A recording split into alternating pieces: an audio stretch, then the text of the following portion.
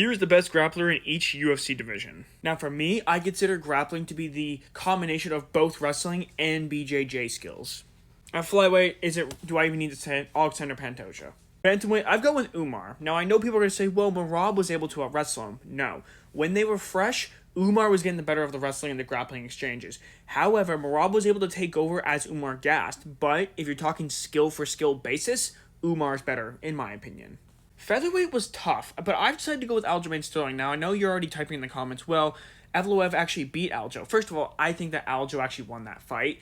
Second of all, when you're including the submission game, there's not a whole lot better than Aljamain Sterling. You could argue Brian Ortega, but he didn't use it at all against Aljo.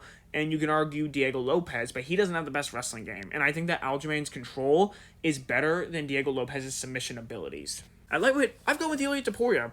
Now, some people might say, why didn't I go with Charles Oliveira? It's simple. Ilia is a better wrestler, was able to reverse the takedown that Charles put onto Ilia Topuria, was able to get out of a submission attempt, and I think if Ilia wanted to, he probably could have stayed on the ground with him and had success. But the reason why he didn't was the path of least resistance was in the striking. At welterweight, I've gone with Islam. If you don't count Islam as a legitimate welterweight contender, then maybe Sean Brady. But honestly, I think that Islam is the most well-rounded wrestler as well as BJJ artist in the division. At middleweight, I've gone with Hamzat. Pretty simple reason why. The best wrestler, by far, and very capable BJJ, at least when he's on the top. Light heavyweight, Magomed Ankalaev. I'm going to be honest with you, there's just not a lot to pick from a light heavyweight. It's a lot of strikers. Like, none of these guys really have super high-level BJJ.